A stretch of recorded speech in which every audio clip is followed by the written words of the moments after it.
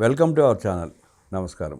తోపుదత్తి ప్రకాష్ రెడ్డి రాప్తాడు నియోజకవర్గంలో 2024 ఎన్నికల్లో పరిటాల సునీతమ్మ మీద ఓడిపోతే మేసం తీసుకుని తిరుగుతానని ప్రగల్భాలు పలికి ఓడిపోయిన తర్వాత పారిపోయిన అసమర్థుడు తోపుదత్తి. ఇటీవల రాయలసీమలో కూడా వైఎస్ఆర్ కాంగ్రెస్ పార్టీకి సమాధి కట్టుతున్నారు అన్న విషయం తెలియగానే తోపుదత్తి ప్రకాష్ రెడ్డిని ప్రయోగిస్తున్నాడు జగన్మోహన్ రెడ్డి. తనకు దూరమైన వర్గాలని మళ్ళీ తన దగ్గరికి చేర్చుకోవడానికి ఫ్యాక్షన్ రాజకీయాలను పురుగొల్పుతున్నాడు జగన్మోహన్ రెడ్డి తోపుదత్తి ప్రకాష్ రెడ్డిని అడ్డం పెట్టుకుని.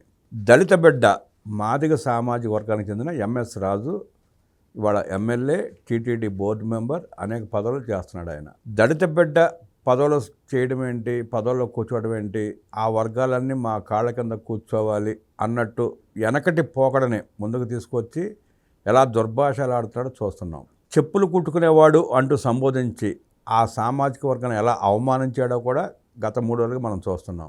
ఎంఎస్ రాజు సమాధానం చెప్తే దాన్ని చిలువలు పలవలు చేసి ఎలా రక్తి కట్టిస్తున్నారో కూడా చూస్తున్నాం. జగన్మోహన్ రెడ్డి చేసింది ఏమీ లేక, చెప్పుకోవడానికి ఏమీ లేక ప్రాంతాలుగా విడగొట్టిన ప్రజలు తిరగబడుతున్నారనే ఉద్దేశంతో ఆఖరికి మళ్ళీ ఫ్యాక్షన్ రాజకీయాన్ని పురుగొల్పుతున్నాడు. అంటే ఫ్యాక్షన్ రాజకీయాలు చేస్తే అట్టడుగు వర్గాలని అంతమొందిస్తే తన ప్రాబల్యాలను పెంచుకునే అవకాశం ఉందన్న భ్రమలో ఉన్న జగన్మోహన్ రెడ్డి వ్యవహార శైలి గురించి, తోపుదత్తి ప్రకాష్ రెడ్డి లాంటి అసమర్థుడి గురించి, ఎంఎస్ రాజు సవాళ్ల గురించి తెలుసుకునే ప్రయత్నం చేద్దాం. విశ్లేషణ మనతో పడినాడు రాయలసీమ బిడ్డ, టీడీపీ యాక్టివిస్ట్ శశికుమార్. ఆయన అడిగి మనం విశేషాలు తెలుసుకుందాం. నమస్తే శశి. నమస్తే. తోపుదత్తి ప్రకాష్ రెడ్డి ఇటీవల వారం 10 రోజులుగా ఎలా మాదిగ బిడ్డ ఎంఎస్ రాజు మీద ఎలా అవాకులు చవాకులు పెరుగుతూ మాట్లాడుతున్నాడు చూస్తున్నాం మనం. మళ్ళీ ఫ్యాక్షన్ రాజకీయాలను పురుగొల్పే ప్రయత్నంలో భాగంగానే దాడి చేస్తున్నాడు దళిత బిడ్డల మీద. ఆ దాడిని రాయలసీమ ఎలా చూస్తూ ఉంది, రాష్ట్రం ఎలా చూసే పరిస్థితి ఉంది, ప్రభుత్వం తీసుకునే చర్యలు ఏంటి? ఒకటి, పాలెగాళ్ళు అని మనం గతంలో వినేవాళ్ళం. ఆ పాలెగాళ్ళ మనస్తత్వం ఉన్న వ్యక్తి జగన్మోహన్ రెడ్డి అలాంటి కుటుంబం నుంచి వచ్చిన వాడే. ఈ తోపుదత్తి ప్రకాష్ రెడ్డి అలాంటి పాలెగాడి మనస్తత్వం ఉన్న కుటుంబం నుంచి వచ్చిన వాళ్ళే. ఇద్దరు పాలెగాళ్లే. మనం గతంలో వినేవాళ్ళం పాలెగాళ్ళు ఎలాంటి సైకో మనస్తత్వం చూపించేవాళ్ళు. ఈరోజు ఆ మనస్తత్వానికి సంబంధించిన ఇద్దరు వ్యక్తులు జగన్మోహన్ రెడ్డి ఆదేశాలతో తోపుదుర్తి ప్రకాష్ రెడ్డి ఎలాగైనా రాయలసీమలో మళ్ళీ పాలెగాల రాజ్యంది ఫ్యాక్షనిజం తీసుకొని రావాలి, మళ్ళీ గొడవలు చేయాలి. ఇక్కడ ఏంటంటే ఇప్పుడు ప్రశాంతంగా ఉన్న రాయలసీమ, ఒకప్పుడు రక్తం పారిన దగ్గర ఈరోజు నీళ్లు పారుతున్న రాయలసీమలో మళ్ళీ ఫ్యాక్షనిజాన్ని తీయడానికి వీళ్ళు కంకణం. ఎందుకంటే వీళ్ళ అధికారం కోసం ఏం చేస్తున్నారనేది ఈ కుట్రలను చూస్తే మనకు అర్థమవుతుంది. ఈ కుట్రలో వీళ్ళు కావాలనే ఆరోపణలు చేసి నిరూపించమంటే నిరూపించకుండా వాళ్ళపైన దాడులు చేయడానికి బీరు సీసాలు, రాళ్ళు వీళ్ళ ఇంట్లో పెట్టుకొని ఈ విధంగా సవాళ్ళు చేసి పారిపోయే వ్యక్తి ఎవరంటే ఈ తోపుదుర్తి ప్రకాష్ రెడ్డి. ఎందుకు సవాళ్ళు చేసి పారిపోతాడంటే 2 ఉదాహరణలు చెప్తానండి. ఒకప్పుడు ఒక టీవీ ఛానల్ ఇంటర్వ్యూలో కూర్చొని హైదరాబాద్లో మీసం దిప్పతా చెప్పాడు. ఎవరు? ఈ ప్రకాష్ రెడ్డి. గెలిస్తే మీసం తీసుకుంటా, మీసం తీసుకొని తిరుగుతా అన్నాడు. వాళ్ళు గెలిస్తే ఈరోజు వాళ్ళు అఖండ మెజారిటీతో గెలిచారు. తెలుగుదేశం పార్టీ గెలిచింది. అనంతపురం జిల్లాలో ఒక్క సీటు మీ పార్టీకి రాలా.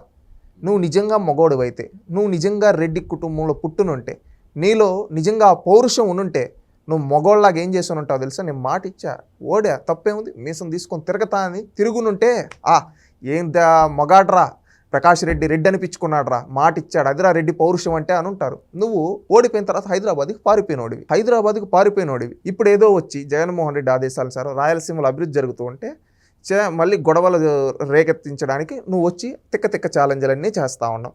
సరే, ఛాలెంజ్ చేసావు. ఎంఎస్ రాజు గారు అన్నారు నిరూపించను. నువ్వు నిరూపించేదానికి దిక్కులే. నువ్వు వాళ్ళు ఇంటికి వస్తారేమో అని చెప్పి భయంతో నువ్వేం చేసావు? మగవాడే అంటే సరే ఫేస్ టు ఫేస్ కూర్చో మాట్లాడుకోవాలి. నీకు మాట్లాడే ఆ దమ్ము ధైర్యం లేదు కనుక నువ్వేం చేసావు? రాళ్ళు, మళ్ళీ అదేవిధంగా బీరు సీసాలు. ఎందుకంటే వాళ్ళు వస్తూ వాళ్ళపైన దాడి చేసి మళ్ళీ దీన్ని ఏంటంటే శాంతి భద్రతలు దెబ్బతీయడానికి నువ్వు చేసిన పన్నాగం. దాన్ని మగతనం అంటారా సీమలో అని, దీన్ని మగతనం అంటారా సీమలో అని అడుగుతూ ఉన్నారు. రెండోది, నువ్వు ఈరోజు రాజుగారి గురించి మాట్లాడుతూ ఎంఎస్ రాజు గారి గురించి చెప్పుల షాపులో పనిచేశాడు ఈ విధంగా అన్నాడు. ఈరోజు ఎవరి వృత్తి ఏంటో వాళ్ళు ప్రతి ఒక్కరూ అతి సామాన్య కుటుంబంలో పుట్టి చిన్నగా పని చేసుకుంటూ వాళ్ళు టాలెంట్తో పైకి వచ్చిన వాళ్ళే. మీలాగా ప్రాణాలు తీసి రాలా, మీలాగా రక్తపాతం చేసి రాలా. రాజశేఖర్ రెడ్డి కుటుంబం లాగా, నీ తండ్రి కుటుంబం లాగా మీరు అంటున్నారు మేము భూస్వాములని. ఎంతమంది భూములు పొట్టగొట్టారు. దానికి ఎంఎస్ రాజు గారు కూడా గట్టిగా సమాధానం గట్టిగా సమాధానం చెప్పాడు. 2018లో నా తమ్ముడి చేత చెప్పుల షాప్ పెట్టిస్తే నీ తండ్రి వచ్చి బయట చెప్పులు ఎత్తుకుపోయిన పరిస్థితి మీద అవును, ఎస్ అండి. ఎందుకంటే ఈరోజు చూస్తూ ఉన్నాం, ఎవరైనా కానీ వాళ్ళ వృత్తులను అవమానించే విధంగా మాట్లాడకూడదు. అది ఆయన స్వయం కృషితో వచ్చాడు. ఈ రోజు ఏంటంటే వాళ్ళ మెయిన్ ఆలోచన చెప్తా, ఇది రాష్ట్రంలో ఉండే దళిత వర్గాలందరూ ఒక్కసారి ఆలోచించుకోవాలి. జగన్మోహన్ రెడ్డి అంటాడు కదా, నేను దళితులకు మేనమామ అని చెప్పి. నువ్వు మేనమామ కాదు, కంసమామ. ఎందుకో చెప్పంటావా? ఆ అనంతపురం జిల్లాలో ఒక దళితుణ్ణి హిందూపురం జిల్లా శాఖ అధ్యక్షుడిగా చేసింది ఏంటో తెలిసి తెలుగుదేశం పార్టీ. ఆడెంతోమంది ఓసీలు ఉన్నారు, బీసీలు ఉన్నారు, ఎంతోమంది అగ్రవర్ణాల లీడర్లు ఉన్నారు. కానీ వాళ్ళని కాదని ఒక ఎస్సీ బిడ్డని ఒక జిల్లా శాఖకు అధ్యక్షుడిగా చేసిన ఘనత తెలుగుదేశం పార్టీది. ఈరోజు ఎంఎస్ రాజు గారు ఒక సాధారణ కుటుంబంలో పుట్టి ఆయన ఉద్యమాలు చేసుకుంటూ ఎంఆర్పిఎస్ ద్వారా ఇలా ఉద్యమాలు చేసుకుంటూ వచ్చాడు. వచ్చిన తర్వాత ఈరోజు తెలుగుదేశం పార్టీలో తర్వాత తెలుగుదేశం పార్టీకి ఒక లాయల్టీగా కష్టపడ్డాడు. అపోజిషన్లో ఉన్నప్పుడు పనిచేశాడు. రాష్ట్రంలో ఉండే దళిత వర్గాలందరికీ ఏకం చేసి పార్టీని అధికారంలోకి తీసుకొని ఆయన వంతు పాత్ర ఆయన ఒక ఎస్సీసీఎల్ అధ్యక్షుడిగా చేశాడు. ఆయన చేసిన దాన్ని అధినాయకత్వం గుర్తించింది. ఇలాంటి వ్యక్తి జిల్లా శాఖలో అధ్యక్షుడిగా ఉంటే జిల్లా మొత్తం ఇంకా బలోపేతం అవుతుందని జిల్లా శాఖ ఆయన అధ్యక్షుడిని ఎమ్మెల్యేగా అవకాశం కల్పించారు. అదేవిధంగా ఆయనకి టీటీడీ బోర్డు మెంబర్ ఇచ్చారంటారు. నేను 2025 మహానాల్లో ఆయన ఉపన్యాసం విన్నానండి. ఆయన ఒక మాట చెప్తూ వేదిక పైన చాలా భావోద్వేగానికి లోనయ్యాడు. ఎందుకంటే ఒకప్పుడు నేను పుట్టిన ఊర్లో మమ్మల్ని కనీసం గుళ్ళకి కూడా రానిచ్చేవాళ్ళు కాదు. మా ఊర్లో మమ్మల్ని గుళ్ళలేక రానిచ్చేవాళ్ళు కాదు. ఈరోజు తెలుగుదేశం పార్టీ నాకు ఎలాంటి గౌరవం కల్పించిందంటే, ఏ గుళ్ళేకైతే నన్ను రానిలేదు అదే గుళ్ళేకి ఈరోజు పూర్ణ కుంభంతో ఆహ్వానం పలికే విధంగా నన్ను తిరుమల తిరుపతి ట్రస్ట్ బోర్డుకి మెంబర్గా, ప్రపంచం మొత్తం గర్వంగా చెప్పుకుని తిరుమల ట్రస్ట్ బోర్డు మెంబర్గా నాకు అవకాశం కల్పించింది. అదే ఊర్లో అదే గుళ్ళేకి నన్ను పూర్ణ కుంభంతో ఆహ్వానించే విధంగా కలిపింది. అది దళితులకు తెలుగుదేశం పార్టీ ఇచ్చిన అవకాశం. ఎందుకంటే ఒకప్పుడు మనం ఊర్లలో చూసే వాళ్ళని దళితులను రానిలే, ఆ పరిస్థితి రూపుమాపాలని పోరాడింది తెలుగుదేశం పార్టీ. ఈరోజు అలాంటి దళిత బిడ్డలను పూర్ణ కుంభంతో డైరెక్ట్గా గుళ్ళేకి ఆహ్వానించే విధంగా గౌరవం కల్పించింది తెలుగుదేశం పార్టీ అని చెప్పాడు. అంటే దళితులకు తెలుగుదేశం పార్టీ ఏ విధమైన గౌరవం కల్పిస్తుందో చూస్తున్నాం.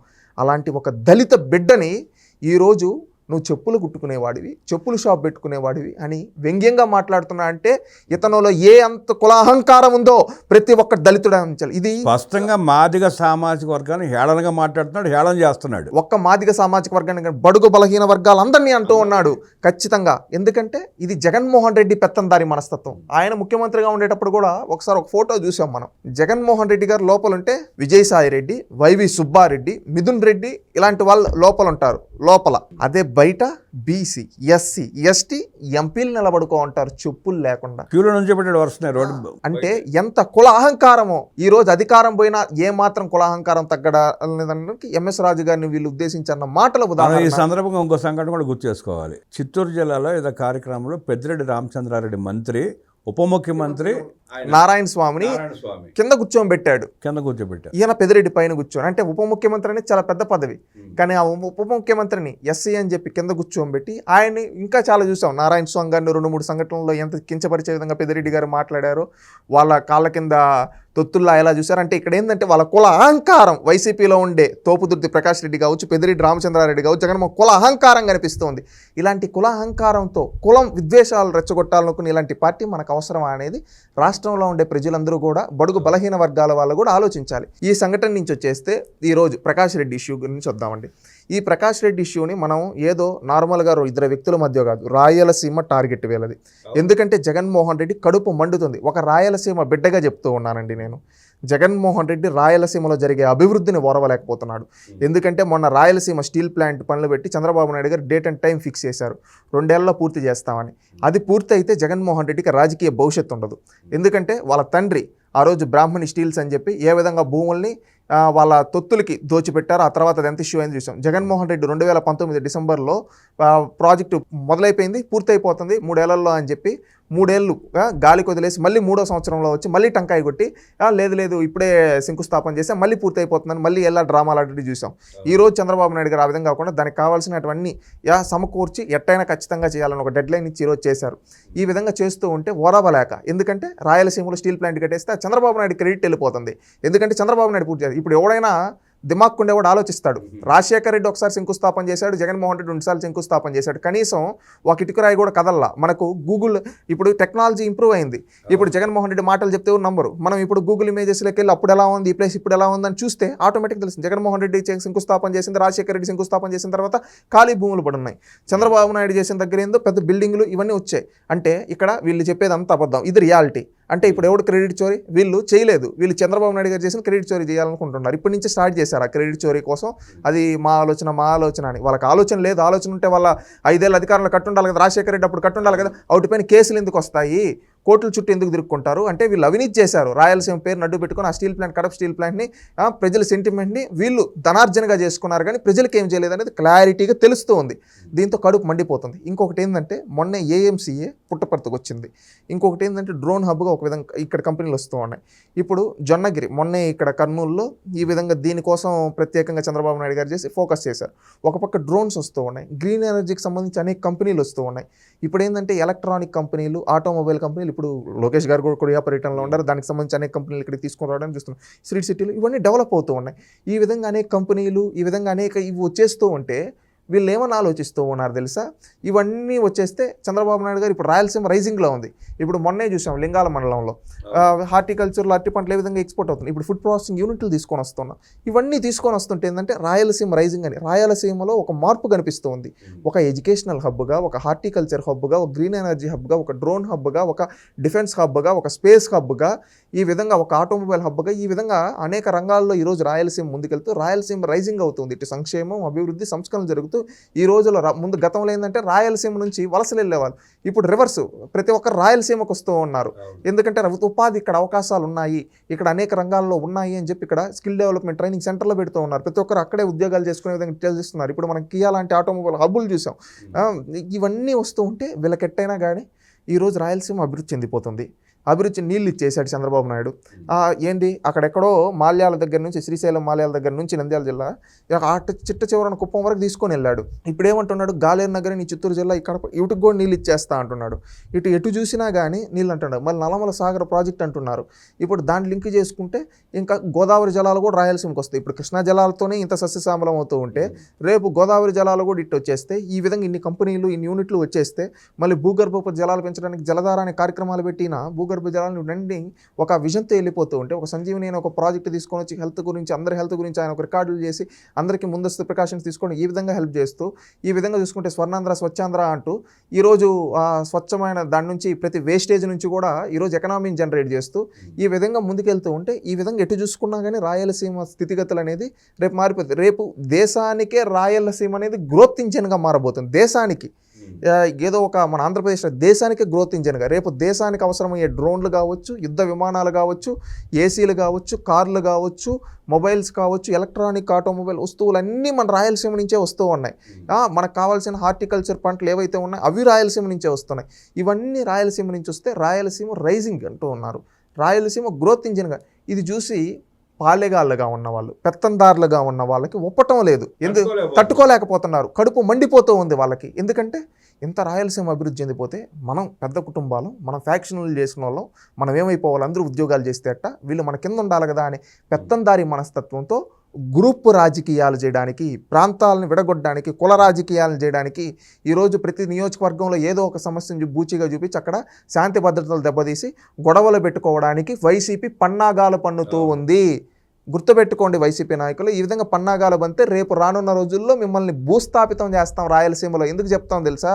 ఈ రాయలసీమలో కూడబెట్టినోడిని 10 రోజులు గుర్తుపెట్టుకుంటాం, ఒక దెబ్బ కొట్టినోడిని జీవితాంతం మర్చిపోం. ఎందుకంటే మీరు మా పొట్ట కొట్టారు.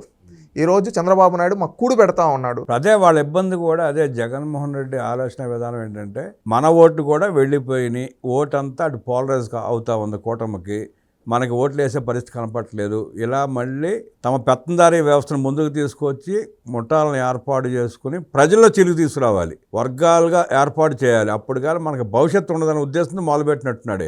ఎస్ అండి, 100%. అందుకే ఈరోజు ప్రజలు కూడా చైతన్యవంతులం. మీరు ఇలాంటి హింసా రాజకీయాలు, దోపిడీ రాజకీయాలు మీరు చేయాలనుకుంటే మీ కుట్రల్ని ఖచ్చితంగా భగ్నం చేస్తాం. ఎందుకంటే నిన్న డైరెక్ట్గా పోలీసులు వెళ్ళి తోపుదుర్తి ప్రకాష్ రెడ్డి చూస్తే ఆ తోపుదుర్తి ప్రకాష్ రెడ్డి ఇంట్లో అంతా ఇవి పెట్టుకో అన్నాడు.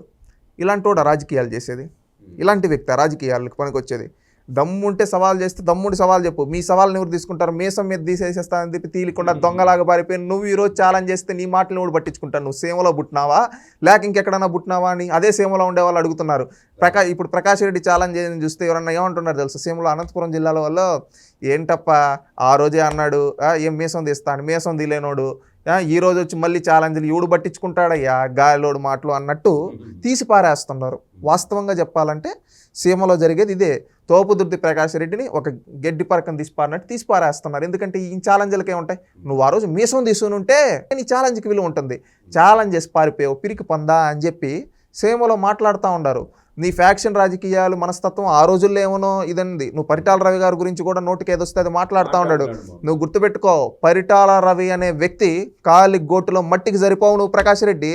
పరిటాల రవి అంటే ఈ ఉమ్మడి తెలుగు రాష్ట్రాల్లో ఒక బ్రాండ్. అంటే ఇక్కడ పరిటాల రవి గారి కాలకోటిగా సరిపోనన్న విషయం తోపుదుర్తి ప్రకాష్ రెడ్డికి తెలుసు. తెలిసి కూడా మాట్లాడుతున్నాడంటే రెచ్చగొట్టి జగన్మోహన్ రెడ్డి వ్యూహం అదే. బలి చేసే ప్రయత్నం చేస్తున్నాడు. తోపుదుర్తి ప్రకాష్ రెడ్డిని బలి చేసే ప్రయత్నం చేస్తున్నాడు. తన కోసం ఎవరో ఒకరు బలవ్వాలి కదా. సొంత చిన్నాయన్ని బలి చేస్తున్నాడు ప్రకాష్ రెడ్డి ఒక లెక్క. అది ప్రకాష్ రెడ్డి తెలుసుకోవాలి. తన రాజకీయ భవిష్యత్తు కోసం తోపుదత్తుని బలి చేయడం పెద్ద విశేషం కూడా ఏం కాదు. ఇలాగ రెచ్చగొట్టి అలాగ మాట్లాడించి రేపు ఏదైనా చేసే అవకాశం ఉంది ప్రకాష్ రెడ్డిని. జగన్ రెడ్డే చేస్తాడు, జగన్ రెడ్డే చేపిస్తాడు. బాబాయ్ని గొడ్డలు పోటేసినట్టు బాబాయ్కి పట్టించిన గతే తోపుదత్తి ప్రకాష్ రెడ్డికి పట్టించి దాన్ని రాజకీయ లబ్ధి కోసం మొదలుపెట్టే ప్రయత్నం భాగంగా ఇవన్నీ చేస్తున్నాడు జగన్మోహన్ రెడ్డి. ఇప్పుడు నేను మీరు చెప్పిన ఇన్సిడెంట్ ప్రకారం చూసుకుంటే తన కార్యకర్తతోనే కోడికత్తి పొడిపించుకొని 5 ఏళ్ళు జైల్లో పెట్టాడు తన కార్యకర్తని. అంత నీచమైన వ్యక్తి జగన్మోహన్ రెడ్డి ఆలోచనలు. అది ప్రకాష్ రెడ్డి కూడా ఆలోచించుకోవాలి. నీకు తెలుసు పరిటాల రవి స్టామినా ఏంటో. పరిటాల రవిని అధికారంలో ఉన్నప్పుడు మీరు ఎక్కడ దాంకో అన్నారో కూడా అందరికీ తెలుసు. ఈ రోజు నువ్వు పరిటాల రవి మగాడు, చనిపోతానని తెలిసినా కూడా ఆ గడ్డపై నిలబడ్డాడు. తాను పట్టుకున్న జెండాని వదలకుండా అదే పార్టీ ఆఫీసులో ప్రాణాలు వదిలాడు, సింహంలాగా వదిలాడు. శత్రువులు చంపుతారని తెలిసిన పారిపోలా నీలాగా. నువ్వు మీసం తీయాల్సి వస్తుందని చెప్పి వదిలిపోయినోడివి. నువ్వు మీసం తీయాల్సి వస్తుందని వదిలిపోయిన నువ్వెక్కడ? ప్రాణం పోతుందని తెలిసిన నా కార్యకర్తలను నేను కాపాడుకోవాలని ప్రాణాలు వదిలిన పరిటాల రవి ఎక్కడ?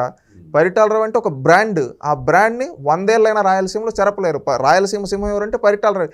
మీరు చెప్పుకుంటారు కదా పులివెందుల పులి ఇవి. మీరు డబ్బులు ఇచ్చి కొట్టించుకోవాలి. రాయలసీమ సింహం అంటే ప్రతి ఒక్కడికి వెలిగిపోయారు పరిటాల రవి. ఎంతోమంది నీకు తెలీదా? మీ బంధువర్గం ఆ రోజు అనంతపురం జిల్లాలో, ఉమ్మడి అనంతపురం జిల్లాలో పెనుగొండ ప్రాంతంలో ఆడబిడ్డలపైన అత్యాచారాలు చేస్తే ఆ రోజు ఆడబిడ్డల్ని ఎట్ల పడితే వేధిస్తూ ఉంటే ఆ రోజు ఆడబిడ్డలకు అండగా నిలబడి నీలాంటి రాక్షస మోకాలను మీ బంధువులను తరిమి కొట్టింది ఎవరు? పరిటాల రవి కాదా? తెలుసుకో చరిత్ర. నువ్వు ఈరోజు ఇప్పుడు ఈ తరంకి ఏం తెలియదులే, పరిటాల రవిని ఏదో చూపిద్దాం అనుకుంటే ప్రతి ఒక్కరికి చరిత్ర తెలుసు.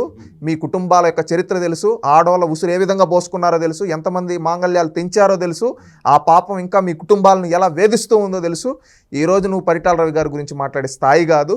మీ పెత్తందారి పోకడాలు తగ్గించుకొని మీ పాలెగాల మనస్తత్వం తగ్గించుకుంటే ప్రజలు సరేలేరా అని ఇంకొకసారి గాల్లో ఒకసారి గెలిచినోడివి నువ్వు, నీ కుటుంబం. మీరు జీవితంలో ఎమ్మెల్యేలు కాలేని వాళ్ళు అప్పుడు కాళ్ళు పట్టుకుంటే వాళ్ళ నాయన చేతిలో ఓడిపోయా, వాళ్ళ అమ్మ చేతిలో ఓడిపోయా, ఇప్పుడు పిల్లోడి చేతిలో కూడా ఓడిపోతుందని నువ్వు ఇంటింటికి వెళ్ళి కాళ్ళు పట్టుకుంటే ఆప్తాలు ఏదో గెలిచావు. నీ సొంత చరిష్మాతో కాదు, గుర్తుపెట్టుకో. కాళ్ళు పట్టుకుంటే జాలి చూపించేసి నోట్లు నీకు, నీ చరిష్మా చూసి వచ్చిన నోట్లు కాదు. మళ్ళీ నెక్స్ట్ ఎలక్షన్ ఎలా భూస్థాపితం చేశారో చూసాం కదా నిన్ను. ఇక్కడైనా పద్ధతి మార్చుకో. ఆ పాలెగాడి మనస్తత్వం, పెత్తందారి మనస్తత్వం జగన్మోహన్ రెడ్డి కోసం సొంత చిన్నాన్నే బలి చేశాడు. రేపు నిన్ను కూడా బలి చేసి నీ కుటుంబాన్ని పెట్టుకొని రాజకీయాలు చేస్తాడు. పెత్తందారి మనస్తత్వం తగ్గించుకొని హుందాతనంగా ఉండాలని తెలియజేస్తున్నాం. ఇలాంటి పిరికి పొంద ఛాలెంజ్లు చెయ్యొద్దు. నీకు ఛాలెంజ్లు సెట్ కావని చెప్పి తోపుదుర్తి ప్రకాష్ రెడ్డి గారికి తెలియజేయదు. ఎందుకంటే నీ స్థాయి ఏంటి? మీసం తీయాల్సి వస్తుందని పారిపోయిన నువ్వు ఈరోజు సవాలు చేసి చుట్టూ మీ వాళ్ళు ఒక వీడియోలో చూసా, అన్న మన వైసీపీ కార్యకర్తలు అన్న దిగన్నా అంటే లేదని కారులో దాక్కున్నాను. నువ్వు బలంగా దిగట్లా. తోపుదుర్తి గ్రామానికి వెళితే పోలీసులు పక్కన ఉండగా కూడా కార్యకర్త దిగన్నా అంటే కూడా భయపడుతున్నాడు దిగటానికి. నువ్వు ఛాలెంజ్లు చేస్తే ఎవరు చూస్తారు? ఇక ఇదండి ఫైనల్గా ఏంటంటే రాయలసీమ ప్రజలను కూడా చేరేది. మనం ఇప్పుడు అభివృద్ధి చెందుతున్నాం అన్నిటికీ దూరంగా. వీళ్ళు ఇంకా కుట్ర రాజకీయాలు చేస్తున్నారు. మనందరం ఆలోచించి చైతన్యవంతంగా ఉండాలి. ఎందుకంటే మన ప్రాంతం ఈరోజు గ్రోత్ ఇంజిన్గా మారుతుంది దేశానికి. చంద్రబాబు నాయుడు మనందరం సహకరించి చేసుకుంటే మన భవిష్యత్ తరాలు బాగుంటాయి. రేపు మనం ప్రపంచానికి ఐకానిక్గా ఉంటాం. దానికోసం మనందరం చేద్దాం. ఇలాంటి హింసా రాజకీయాలు చేయాలి, కుట్ర రాజకీయాలు చేయాలి, ఎట్లయినా కానీ ఉద్యోగాలు రాకుండా ఆపాలి, ఈ శాంతి భద్రతలు దెబ్బతీయాలనుకుని ఇలాంటి కుట్ర మనస్తత్వాలు ఉన్న వాళ్ళని అధపాతాళానికి మన ఓటుతో మళ్ళీ మళ్ళీ బుద్ధి చెప్పాలని ఈరోజు రాయలసీమ రైజింగ్ అవుతూ ఉంది. దీనికి ప్రతి ఒక్కరు యువత అందరూ సహకరించి ఇంకా ప్రతి ఒక్కరిని మనం చైతన్యవంతం చేయాలి. ఇంకా మనకేమైనా కావాలంటే అందరం కూర్చొని సమిష్టిగా ఒక నిర్ణయాలు తీసుకొని మన రాయలసీమ అభివృద్ధికి, మన భవిష్యత్ తరాల అభివృద్ధికి మనందరం కలిసి ముందుకెళ్లాలని కోరుకుంటూ ఉన్నాను. ఇటీవల సాక్షుల ప్రతివార్త రాస్తూ కాపు బిడ్డ సాయి, రావణ్ చౌదరి అంటూ కులాల ప్రస్తావన తీసుకొచ్చి వార్తలు రాస్తూ ఉంది. ఈరోజు నిన్న మొన్న జరిగిన అనంతపురం జరిగిన ఎంఎస్ రాజు ఉదంతం మీద కానీ ఆ వార్త కానీ ఒక వార్త రాయలేదు.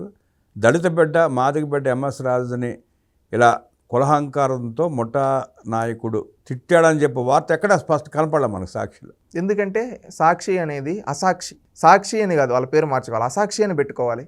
ఈరోజు ఇది ఈ రోజు నుంచి మొదలైంది కాదండి. సాక్షి మొదలైన తొలి రోజు నుంచి మనం గమనిస్తే వాళ్ళకు అనుకూలంగా ఉండే దగ్గర కులాలను వాడతారు.